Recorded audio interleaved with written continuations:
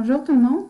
À travers cette courte vidéo, on va voir quelques exemples et on va essayer de comprendre l'utilité des structures de répétition et comment est la syntaxe et comment on peut les utiliser.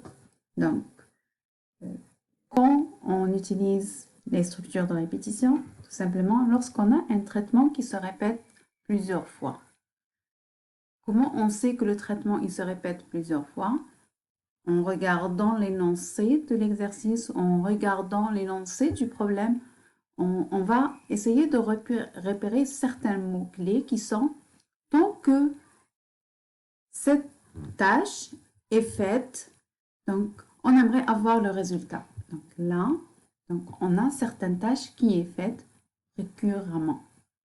Ou bien on nous dit, on aimerait avoir les 10 premiers nombres que l'utilisateur va entrer. Ou on nous demande de calculer les 100 000 valeurs qui sont exposants 2. Donc là, on se dit 100 000 valeurs d'exposant 2. Là, je me dis, mais si je calcule ça à la main, ça va me prendre combien de temps? Ça va me prendre énormément de temps. Donc là, la programmation nous permet de donner cette tâche à un ordinateur pour que lui la fasse et nous rend les résultats. Donc, je répète, en général, les structures de répétition, elles sont utilisées lorsqu'on a un traitement qui est répété d'une façon récurrente ou plusieurs fois. Ces traitements, dans notre cas, dans le cours de MATLAB, ce sera les opérations de base qu'on connaît qui sont les opérations arithmétiques, donc multiplication, addition ou division et soustraction, et l'opération d'affectation. C'est ça, nos opérations de base. Et lorsqu'elles sont répétées plusieurs fois, on va utiliser, au lieu d'écrire l'instruction une centaine de fois ou un millier de fois, on va utiliser les boucles, qui sont aussi appelées les structures de répétition, et on va donner la tâche à l'ordinateur, c'est lui qui va faire ce calcul. Donc maintenant, comment est-ce qu'on peut, comment elle est la syntaxe d'une structure de répétition? Donc la syntaxe, en général, il y a une partie d'initialisation et il y a une partie où on met les instructions de base. La partie initialisation, donc c'est là où il y aura les deux mots réservés qui sont ou bien le while ou bien le for. Dans le cas du while, il faut mettre premièrement avant la boucle une instruction d'initialisation. Après, on aura notre boucle while et à l'intérieur de la boucle, on aura la condition de vérification de traitement. Et à l'intérieur, on aura les instructions à répéter. Et toujours dans le while, il faut faire très attention à une instruction qui est l'instruction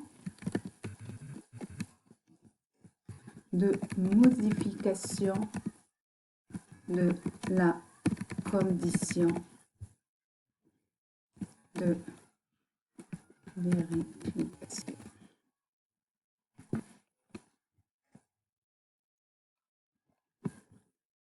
Et là, on fait le end du while. Donc, cette syntaxe doit être respectée dans tous les exercices. Maintenant, et si je suis en train de travailler avec une boucle for, donc là, cette syntaxe, elle va changer et on aura quelque chose qui est comme ça. For, et il y aura ici le nombre de fois à répéter. Et à l'intérieur, on aura les instructions à répéter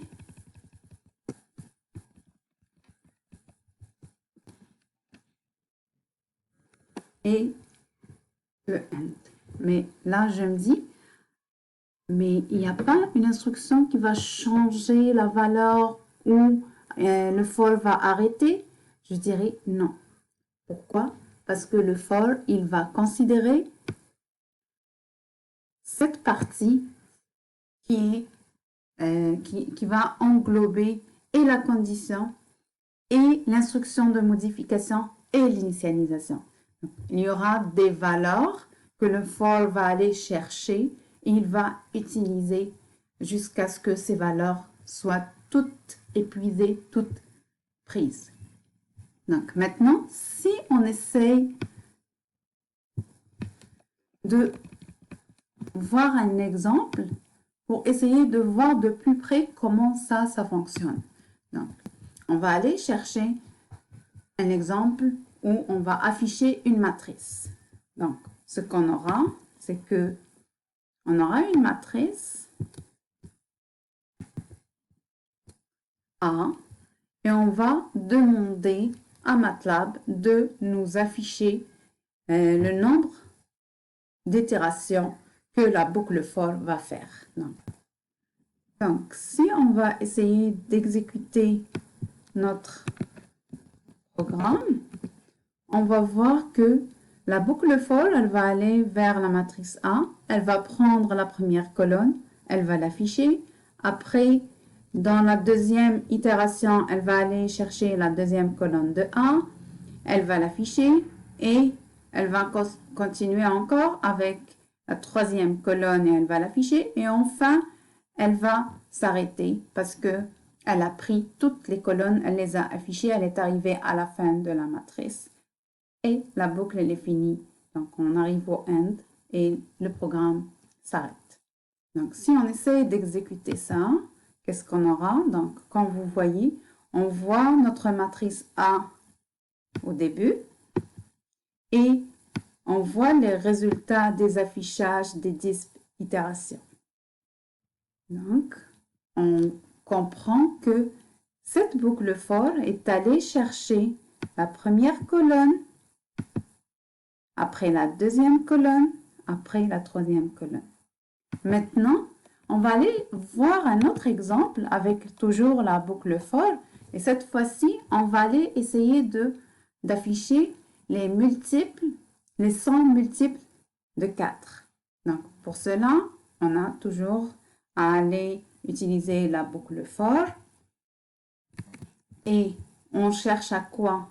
On cherche à afficher du premier multiple jusqu'au centième et on va afficher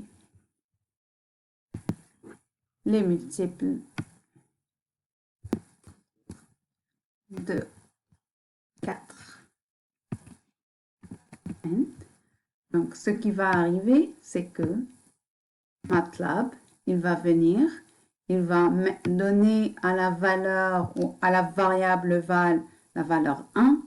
Après, il entre dans la boucle, il va exécuter cet affichage. Donc, il va mettre val à 4 et val fois 4 qui est égal à 4 et il va afficher. Après, il va revenir, il va prendre une deuxième valeur qui est la valeur de juste après le 1 qui est 2. Et il va entrer ici, il va mettre le multiple 2 de 4 et il va faire 2 fois 4, 8, il va afficher 8. Et ainsi de suite jusqu'à arriver à 100. Donc ici, ce qu'on voit ici, en réalité, c'est un vecteur de valeur de 1 à 100. 1, 2, 3, 4, 5, jusqu'à 100. Et la boucle for va aller chercher ces valeurs et elle va faire les traitements avec. OK? Donc, on essaie d'exécuter et on va voir ce qui est affiché. Comme vous voyez, on voit les éléments ou les instructions de base qui sont exécutées avec la boucle for. Maintenant, la remarque que je veux mettre et que vous devez faire très attention, c'est que les valeurs qui sont à l'intérieur de la boucle for ne doivent jamais être modifiées. Donc, comme contre-exemple, et je vous laisse le faire, essayez dans notre premier exemple où on utilisait la matrice A, au lieu qu'on fasse un affichage des colonnes, on fait une suppression des colonnes. Et allez voir le message d'erreur que MATLAB va vous afficher. Donc, on va continuer. Maintenant, on voit que l'utilisation de la boucle for, elle est simple et quand est-ce qu'on l'utilise? A priori, on voit la fin de notre répétition. C'est comme on connaît à l'avance combien de fois on répète cette opération ou cette instruction. Mais est-ce que dans tous les coups, on connaît le nombre de répétitions qu'on doit faire? Non. Donc, dans ce cas, est-ce que MATLAB me donne une alternative? Oui, l'alternative, c'est la boucle while. Donc, la boucle while, comme on a vu, elle est exécutée avec une condition logique. Donc, tant que la condition, elle est vérifiée, la boucle, elle continue de s'exécuter. Quand est-ce la boucle, elle va s'arrêter? Lorsque la condition devient fausse. Donc, pour essayer de comprendre ça, on va essayer de faire un petit exemple où on va demander à l'utilisateur d'entrer un nombre pair et ce nombre doit être supérieur à 30. On va aller prendre l'exemple déjà écrit. On va essayer de l'expliquer. Donc, on demande à l'utilisateur, donc l'instruction de base, ça sera un input et on va lui dire entrer un nombre pair supérieur à 30. Là, dans le while, comme on a vu la syntaxe au début, donc on a une instruction d'initialisation, une condition qui nous permet de répéter tant qu'elle est vérifiée, tant qu'elle est vraie, elle nous permet de répéter les instructions à répétition. Et il y a une instruction qui va modifier la condition. Donc, on vient ici, on demande d'entrer une valeur. On va voir pour la première fois, est-ce que la valeur que l'utilisateur a entrée, elle est paire et est-ce qu'elle est supérieure à 30? Donc, si elle n'est pas paire, elle n'est pas supérieure à 30, on doit demander à l'utilisateur d'entrer une autre valeur. Et on va encore lui demander jusqu'à ce que l'utilisateur entre quelque chose qui respecte notre contrainte qui est un nombre pair supérieur à 30. Donc, si on essaye d'exécuter cet exemple, on verra que on va demander à l'utilisateur, l'utilisateur va entrer 23.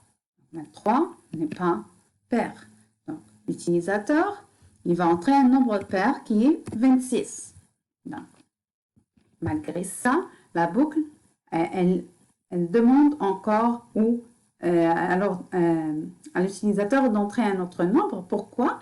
Parce que oui, le nombre il est pair, mais il n'est pas supérieur à 30.